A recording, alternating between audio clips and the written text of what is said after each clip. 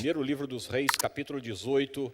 Eu quero hoje olhar com você um trecho importantíssimo do ministério de Elias, o profeta,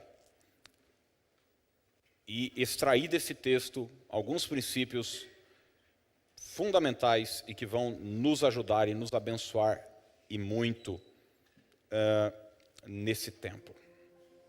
Primeiro Reis, capítulo 18, a gente vai ler a partir do 41, tá bom? O tema da mensagem, o futuro que você tanto almeja. O futuro que você tanto almeja. Primeiro Reis 18, 41 em diante, diz assim: Então disse Elias a Acabe: Sobe, come e bebe, porque já se ouve ruído de abundante chuva. Subiu Acabe a comer e a beber, Elias, porém, subiu ao cimo do Carmelo e, encurvado para a terra, meteu o rosto entre os joelhos e disse ao seu moço: Sobe e olha para o lado do mar. Ele subiu, olhou e disse: Não há nada. Então lhe disse Elias: Volta. E assim por 7 vezes. A 7ª vez disse: Eis que se levanta do mar uma nuvem pequena, como a palma da mão do homem. Então disse ele: Sobe e dize a Acabe: Aparelha o teu carro e desce, para que a chuva não te detenha. Dentro em pouco, os céus se enegreceram com nuvens e ventos e caiu grande chuva. Acabe subiu ao carro e foi para Jezreel. A mão do Senhor veio sobre Elias, o qual cingiu os lombos e correu adiante de Acabe até a entrada de Jezreel. Nós estamos diante de um novo mês que está começando, e certamente todos nós aqui, ao olharmos para frente, ao olharmos para os desafios que esse novo mês nos traz, a gente deseja ter êxito e vitória sobre cada desafio. Eu sei que tem muita gente aqui que trabalha por conta, é corretor de imóveis, tem seu salão de cabeleireiro, tem seu restaurante, tem sua lojinha, tem sua fábrica, enfim.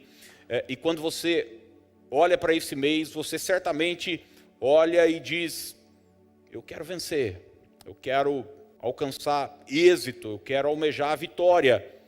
Nisso que eu estou empreendendo. Ninguém se casa para fracassar, ninguém tem um filho para que o filho ande por maus caminhos, ninguém começa um novo negócio para falir. Todos nós, ao olharmos para frente, ao olharmos para o futuro, olhamos com expectativa positiva, lançamos a semente e cremos que a colheita virá. E esse é um trecho interessante porque não só Elias, mas toda a nação de Israel está vivendo um momento muito difícil. Uma crise está instalada. A Bíblia diz que já tem 3 anos e meio que não chove. E imagina você que a falta de chuva vai trazer o quê? Vai trazer prejuízo econômico, vai trazer prejuízo na saúde, a economia vai ser abalada. Imagina que nós estamos falando aí de 2.500, 3.000 anos para trás, onde essencialmente o comércio girava em torno da agricultura. E se não chove, não tem colheita. Se não chove, as plantações estão prejudicadas. E isso está atingindo toda a nação. E a Bíblia diz então que Elias lança uma palavra de que vai chover, de que aquela situação difícil que a nação está vivendo será revertida. E ele sobe para o Carmelo, o monte, e ora. E seu auxiliar está ali com ele. Ele diz para o moço: eu tive a oportunidade de estar nesse lugar do Monte Carmelo. É um lugar maravilhoso. Você olha, você tem a vista de todo o vale do Armagedon, uma coisa linda ali. E ele diz para o moço: olha para o lado do mar e fala para mim, me traz o feedback do que você está vendo. E ele está orando e o seu auxiliar volta e diz: não estou vendo nada. Ele diz: volta lá, e continua orando. E o cara volta, está do mesmo jeito que antes. E ele segue orando 3, 4, na 7ª vez, o cara diz o seguinte, ó, tem uma nuvem. A Bíblia não diz isso, mas é quase que ele fala o seguinte, mas não anima muito não, porque é uma nuvem pequena. É uma nuvem do tamanho da mão de um homem. E Elias diz então, vai chover. E não é chuvinha, não é garoa não. Vai cair uma chuva abundante. Ele manda avisar o rei. É melhor você se apressar para a chuva não te pegar. E a Bíblia diz que isso acontece. E Elias tem o resultado que ele almejava.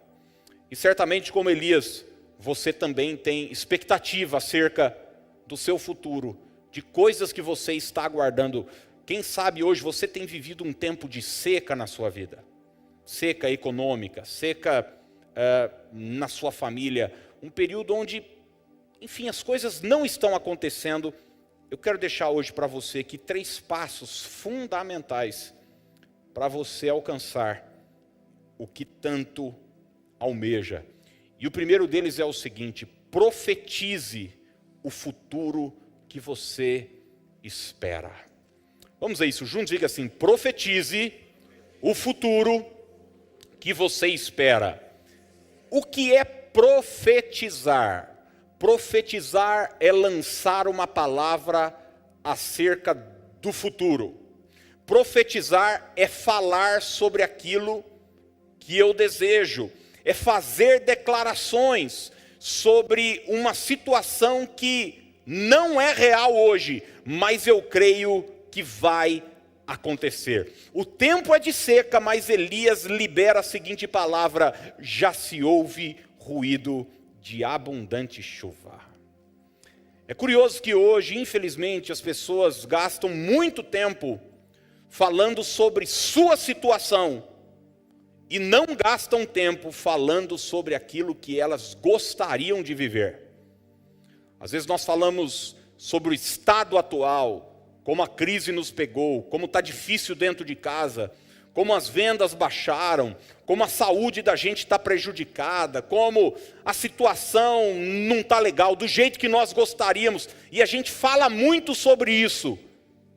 E muitas vezes nós privamos o nosso futuro, porque não liberamos palavras de bênção, de favor sobre aquilo que vamos viver. É interessante você olhar para a história daquela mulher hemorrágica, durante 3 livros da Bíblia, Mateus, Marcos e Lucas, aparece essa mulher que ela tem uma hemorragia, e Marcos vai ser muito preciso, dizendo que ela disponibilizou todos os seus bens, todos os seus recursos, atrás de vários médicos. Ela estava querendo mudar, ela estava querendo que a sua situação atual se transformasse. E a Bíblia diz que ela ouviu falar que Jesus estava na região, perto de onde ela estava. E é interessante que você vai olhar a palavra dessa mulher quando isso acontece. Mateus 9, 21. O texto diz assim, porque dizia consigo mesma, se eu apenas lhe tocar as vestes, ficarei curada. Você pode repetir isso comigo? Diga, dizia consigo mesma. Ela não falava sobre sua dor, ela não falava sobre sua hemorragia, ela não falava sobre sua enfermidade, ela profetizava a sua cura. Sabe, eu penso que muitas vezes a gente erra aqui, falando sobre nosso estado atual, quando na verdade deveríamos profetizar a vitória que iremos alcançar. Você fica falando, poxa, minha família está isso, meus filhos estão aquilo, meu casamento está isso, e você deveria falar como é que o seu casamento será. E você profetizar a restauração, a salvação, a bênção. Entre em concordância com Deus, porque a Bíblia diz que o Senhor tem preparado para nós um futuro de paz e não de mal. Ele diz, eu é quem sei, que pensamentos eu tenho a vosso respeito. São pensamentos de paz e não de mal, para vos dar o fim que desejais. Eu me lembro quando nós ainda nos reuníamos no apartamento aqui dos meus tios, comecinho da igreja. Basicamente nós tínhamos um grupo de 10 pessoas, pouquinha gente daqui, além da minha família. A Edna estava ali com a gente. Era um grupo muito reduzido, mas é interessante que eu não falava com a minha família, eu não falava comigo mesmo sobre o momento atual, porque o momento atual era desesperador, de pouca gente, a coisa não andar. Eu me lembro que eu passava na frente de alguns lugares, alguns barracões, como esse, por exemplo, que na época era impensável para nós, e eu dizia para os meus filhos: um dia nós vamos estar num lugar como esse, um dia Deus vai nos abençoar, vai abrir portas como essa. E hoje eu olho para lugares muito maiores do que esse, profetizo também acerca do futuro. Pare de gastar tempo para descrever a sua situação e comece a gastar tempo profetizando a mudança e a transformação da sua situação, no nome de Jesus. Gente, essa mulher poderia se juntar a tantos outros enfermos e começar a dizer: eita. Você já conversou com gente doente, não? Já conversou? Você sabe como é que é a conversa? Eu estou fazendo tratamento amanhã, última químio, para a glória de Deus. Eu tô lá, graças a Deus. Olha, é interessante as conversas. Gente, é desesperador as conversas. E é só falando da conversa atual, da dor, da dificuldade, quando a gente deveria gastar tempo profetizando a mudança, a transformação. Fale sobre isso, profetize isso. Era tempo de seca, o céu estava nenhum sinal, mas Elias foi sensível à voz de Deus. Quem tem ouvidos, ouça o que o Espírito diz à igreja, e não o que as circunstâncias estão dizendo, e não o que as minhas emoções estão dizendo.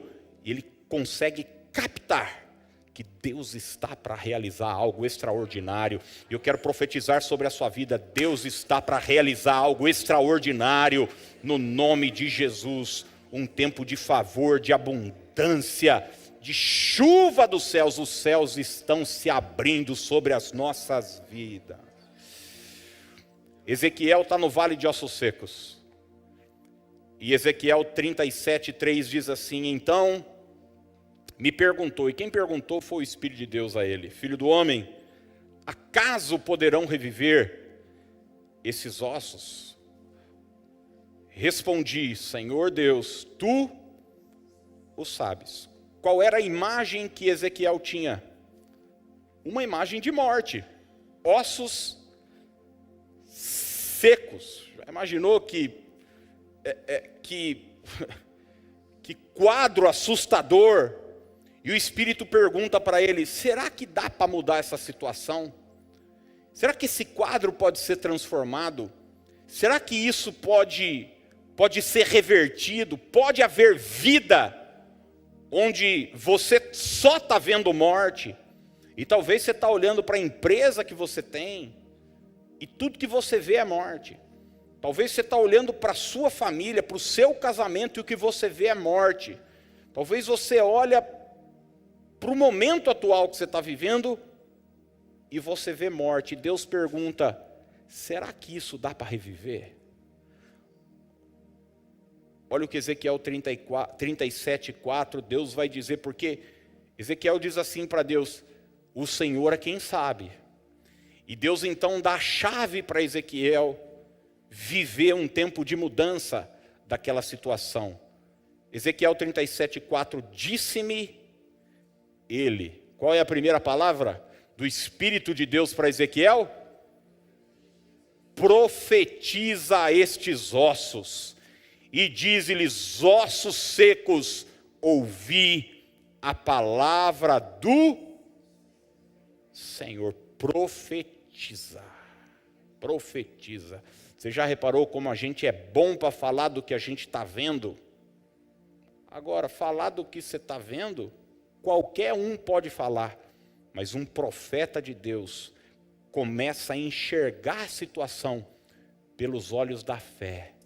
Porque o que Deus tem preparado para quem o ama, o olho não viu. O olho natural não consegue ver.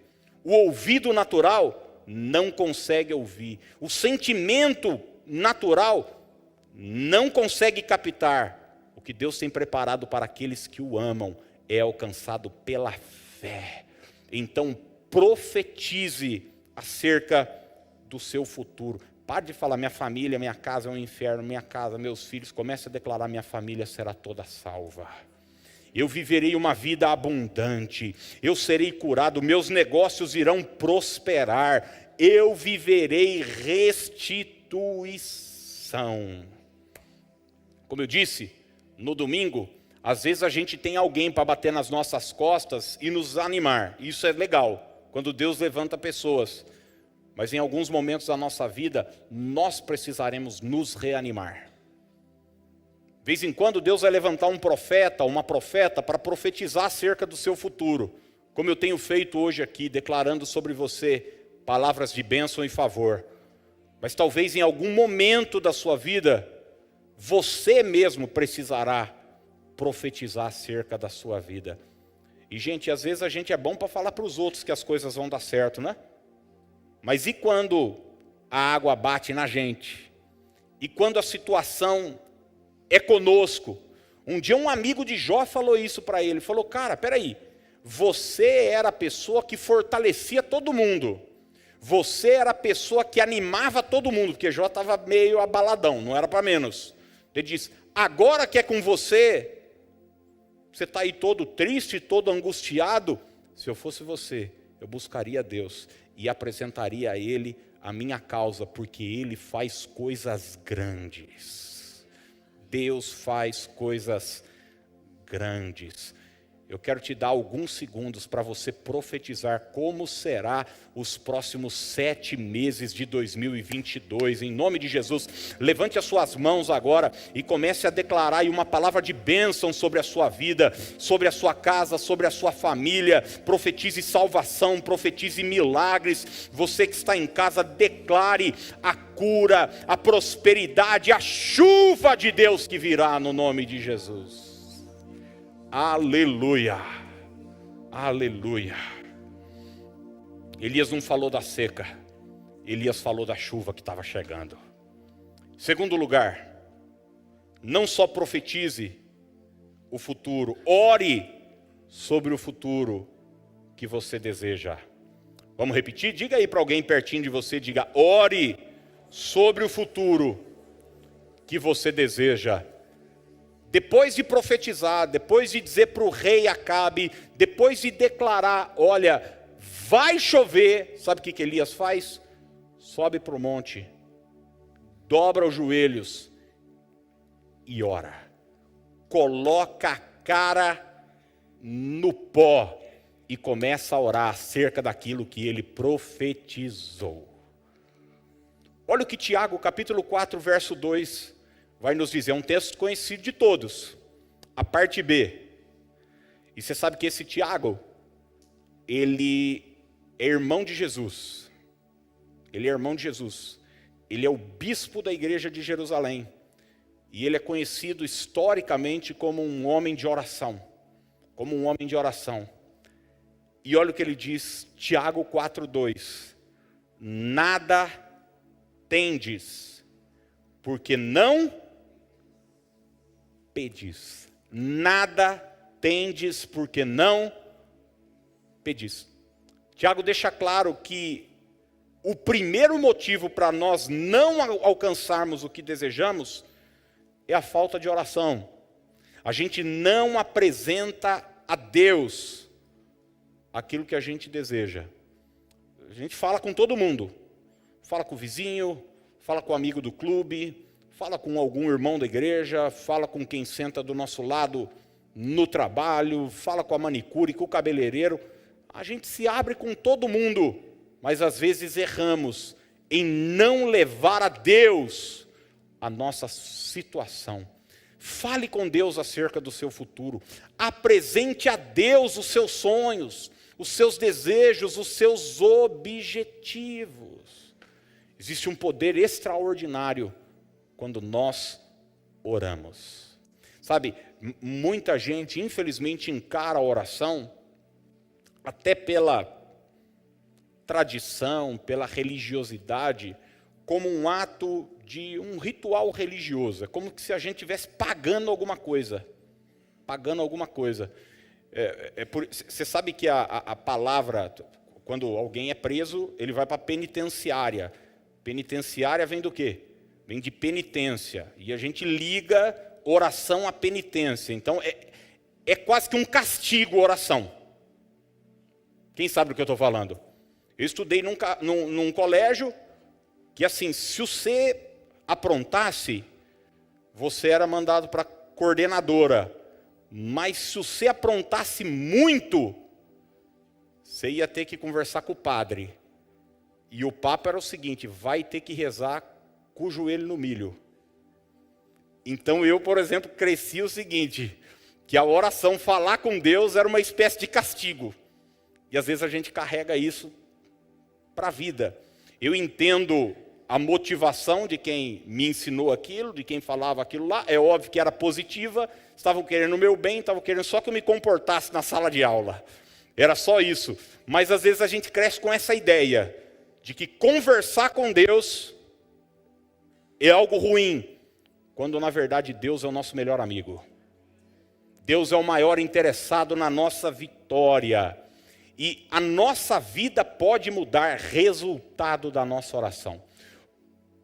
Teve um homem na Bíblia, que 1 Crônicas vai falar sobre ele, só em 2 versículos. Talvez 1 Crônicas seja o livro mais chatinho da Bíblia de ler. Porque, em especial no início, são muitas genealogias. Mas o verso 9 e 10 do capítulo 4 traz algo precioso. Olha o que o texto bíblico diz. Havia um homem chamado Jabez, mais respeitado que qualquer um de seus irmãos. Em outra versão diz que ele era o mais ilustre entre os seus irmãos, entre a sua família. Ele era um cara respeitado e importante. Sua mãe lhe deu o nome de Jabez porque disse: eu o dei à luz com muita dor. Então você vai olhar de cara nesse versículo 9, que esse cara sofreu na sua vida uma mudança. O seu início foi ruim, foi de bastidor. E ele inclusive recebe esse estigma, esse nome, porque ele veio ao mundo trazendo dor, trazendo dificuldade. Imagina você, a sua mãe dá esse nome a Jabez. Mas o mesmo texto que diz isso, diz que esse cara, que começou muito mal, termina muito bem.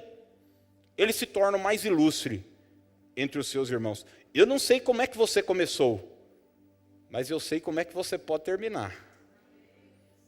Talvez você começou, olha, gente, alguns de nós aqui se abriu o microfone para contar um pouco da infância, do passado. Prepara o lenço. Parece filme, eu conheço algumas histórias aqui, e parece filme de terror. Sim ou não? Parece filme de terror. Alguns não fazem nem ideia quem é o pai. Alguns cresceram numa família completamente desestruturada. Alguns foram resultado de dor, de sofrimento. Mas olha o que a Bíblia diz. Que esse cara que começou com dor, terminou se tornando o mais respeitado. E o verso 10 nos mostra o motivo pelo qual isso aconteceu. Jabez, o que é que o texto bíblico diz, gente? Orou. Você pode dizer isso comigo? Diga, orou. Jabez orou ao Deus de Israel. Ah, como seria bom se me abençoasses e expandisses o meu território. Sê comigo em tudo que eu fizer e guarda-me de todo mal e aflição. E a Bíblia termina dizendo: e Deus atendeu a seu pedido. Uma biografia foi mudada por conta de uma oração que foi feita. Eu fico pensando, o que é que não pode acontecer na sua vida, se você tiver a ousadia e a coragem de orar, de dobrar seu joelho, de falar com Deus. Gente, essa igreja aqui, ela é resultado de uma oração que eu fiz a Deus. Eu me lembro, eu estava vivendo um momento de muita angústia. Quem já viveu um momento assim, profissional, entenda que não é minha profissão, é um ministério, mas você está vivendo um momento profissional onde você sabe que existe mais. Você fala, cara, tem mais. E eu estava vivendo um momento de muita angústia. Eu sabia, Deus tem mais para a minha vida, Deus tem mais. Mas ao invés de começar a reclamar sobre isso, eu falei, quer saber, cara, eu vou orar. E eu me lembro de ter falado com um amigo, hoje ele é pastor, lá de Rio Claro, Tiago. Eu falei, Tiago, estou querendo fazer um propósito de orar aí na igreja. Vamos comigo? Vamos. Ele era topado. Todo dia, meia-noite, a gente ia para a igreja e ficava lá 1 hora mais ou menos, 1 hora e pouco, durante 21 dias. E depois a gente jogou mais 7 dias para frente. Eu me lembro de, nesse tempo, ter consagrado um jejum ao Senhor também. E no meio disso, no meio dessa campanha minha de oração, e não precisa ser no templo religioso, pode ser no seu quarto, pode ser no banheiro, numa salinha de oração.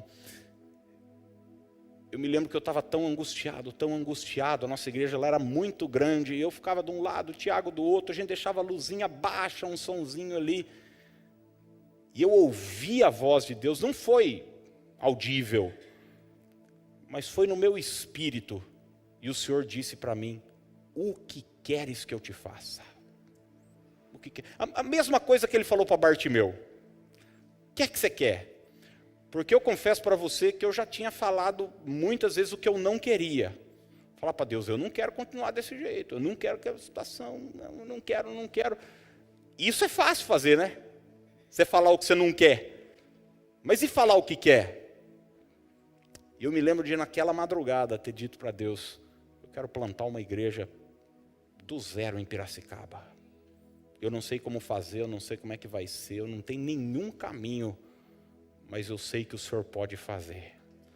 Gente, alguns meses depois, meu tio falou assim para mim, você não quer começar um culto aqui na minha casa? Ele morava aqui, eu morava em Rio Claro. E foi o start para isso que eu estou vivendo hoje. Mas foi resultado de oração. Quando você ora, entenda uma coisa, você rompe a barreira daquilo que é natural. Porque enquanto você está tentando fazer as coisas do seu jeito, com a sua força, com a sua inteligência, você vai até certo ponto. Mas quando você ora, você entra numa dimensão que nós conhecemos como sobrenatural. E aquilo que no natural era impossível, era inviável, aqui tudo se torna possível. Hoje eu quero incentivar você a melhorar a sua vida de oração. Começar a orar. Pare de reclamar da sua família, ore pela sua família. Pare de reclamar dos seus filhos, ore pelos seus filhos.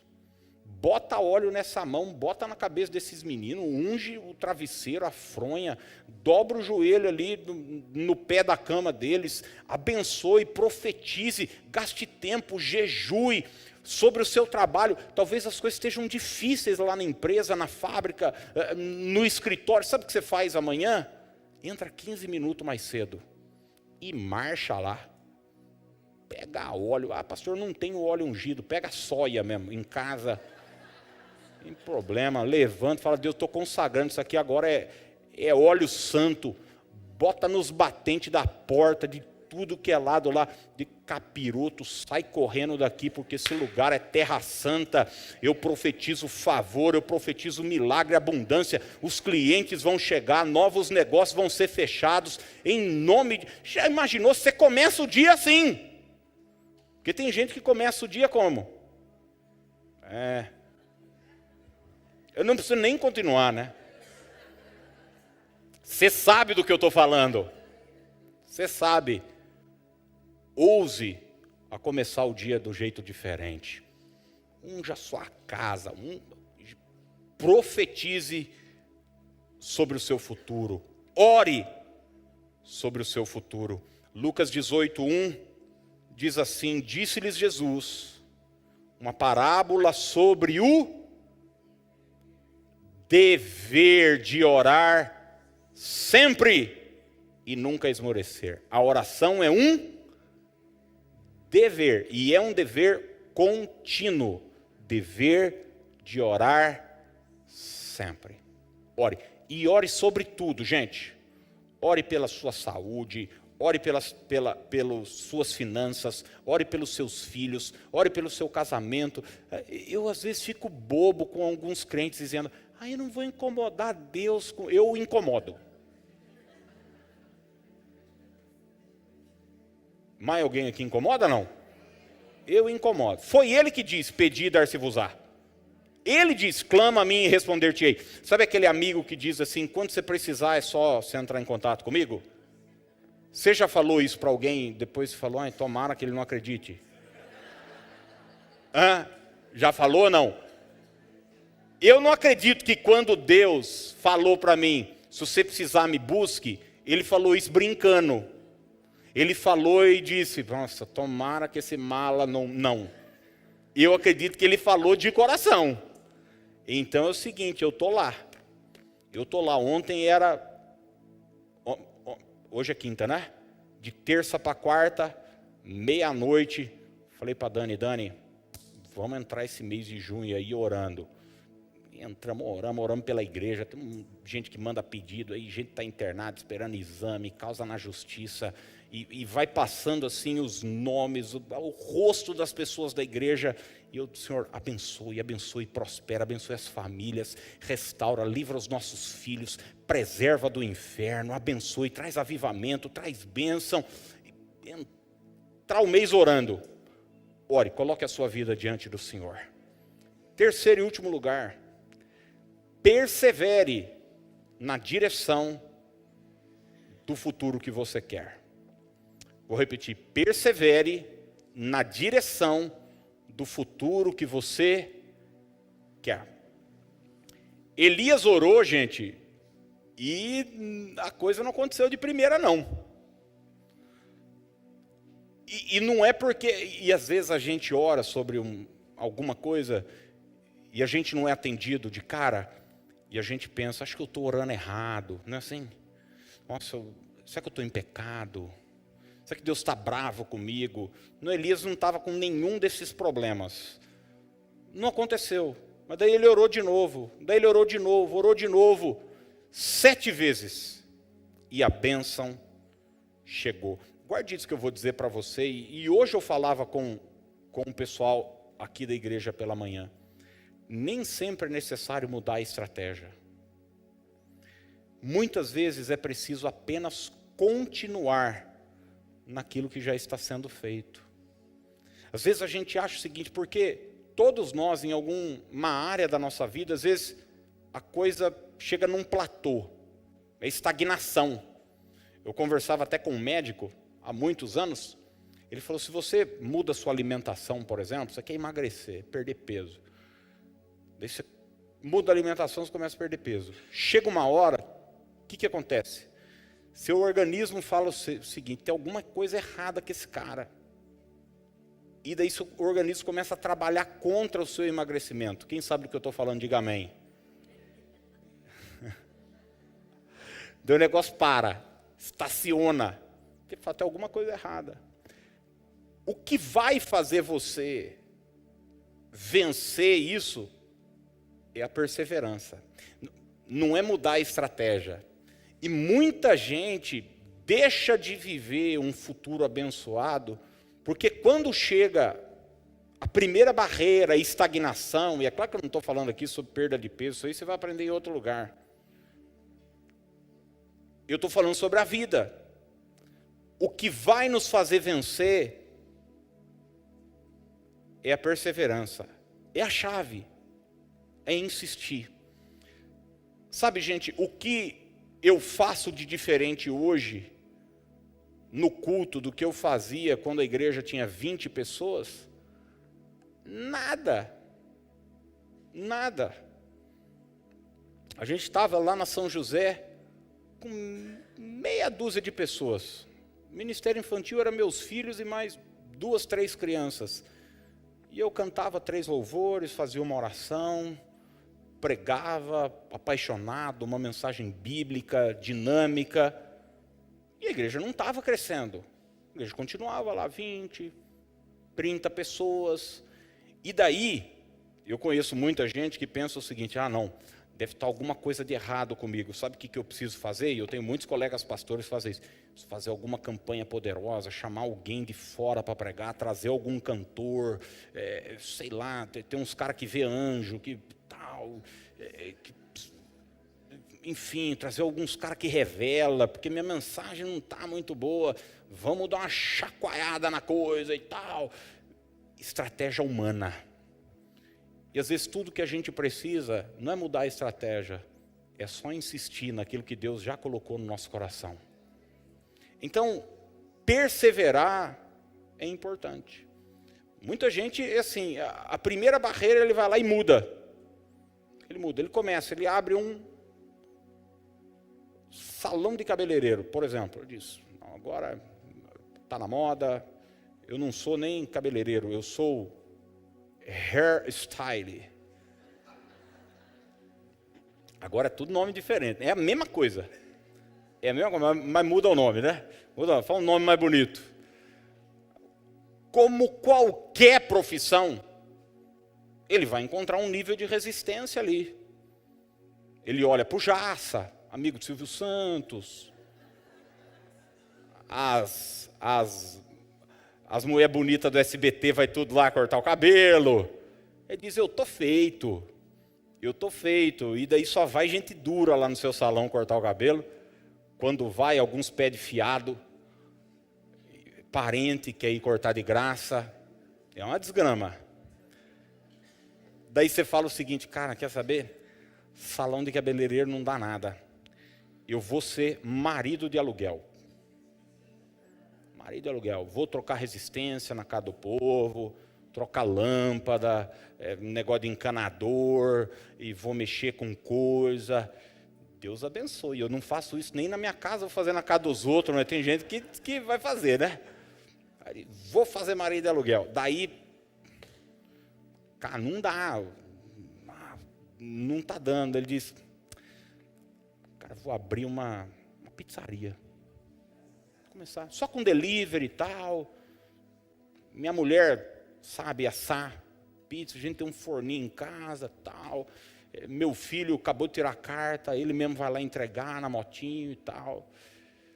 Ó, não tem nada de errado em ser cabeleireiro, marido de aluguel e pizzaiolo. O problema é você ser cada semana uma coisa. Não vai dar certo. É necessário o quê? Perseverar. Insistir, poxa, eu almejo um futuro, nós estamos falando sobre um futuro que a gente almeja.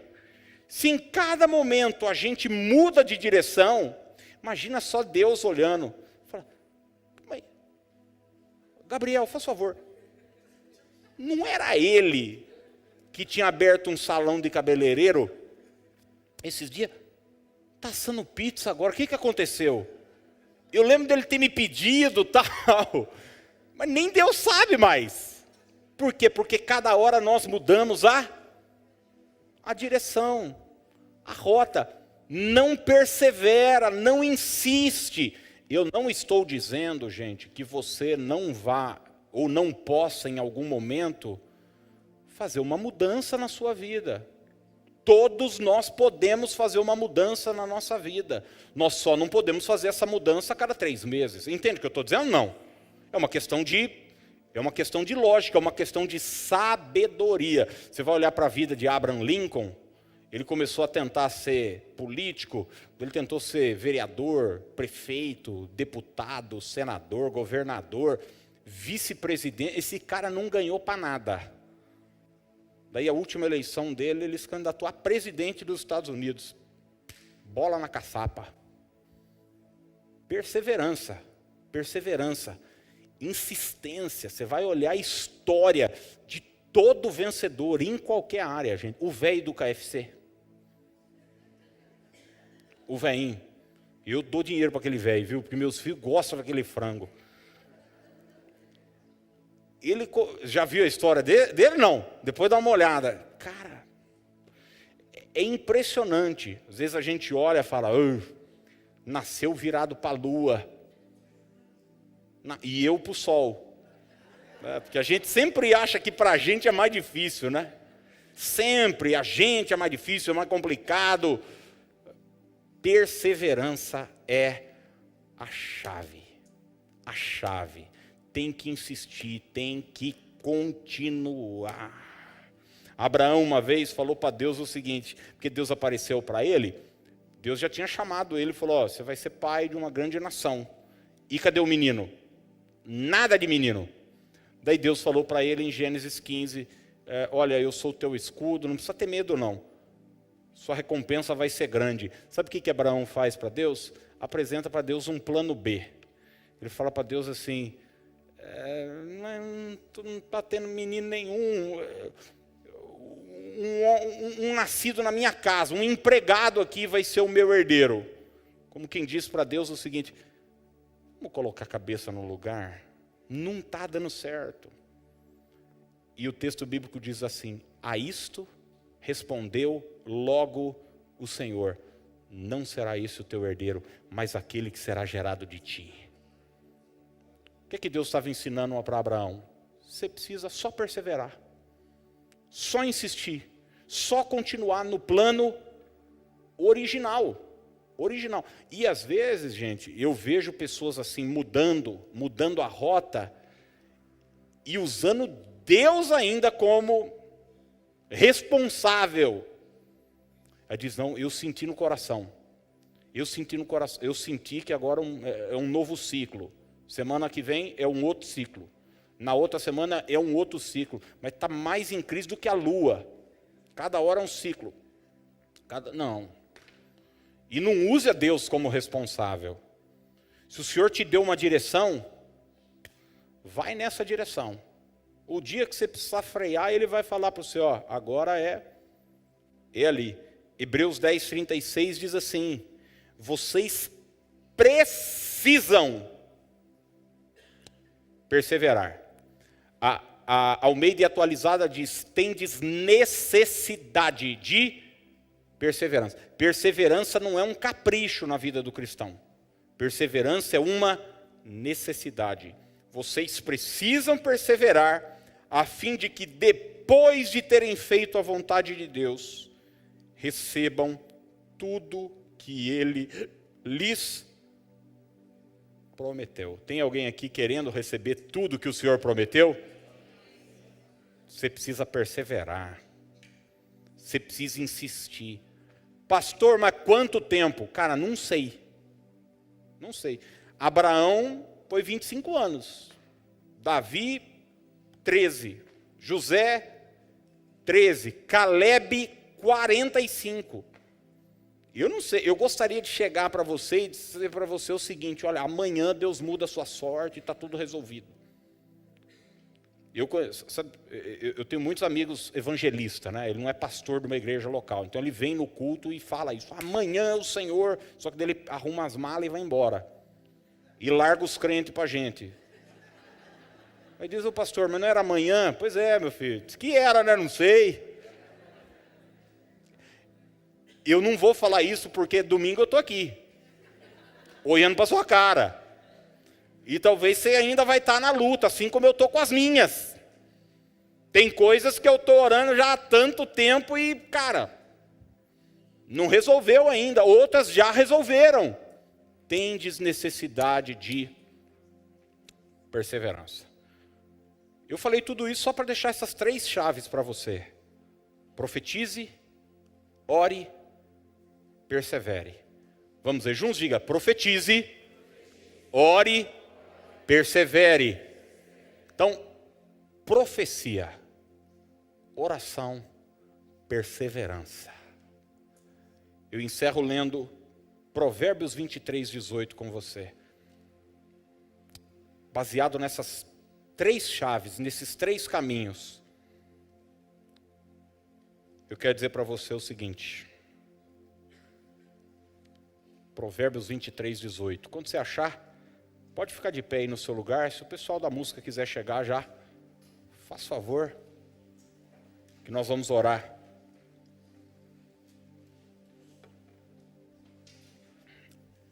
Pelo mês de junho. Provérbios 23, 18. Olha que tradução linda a NVI traz.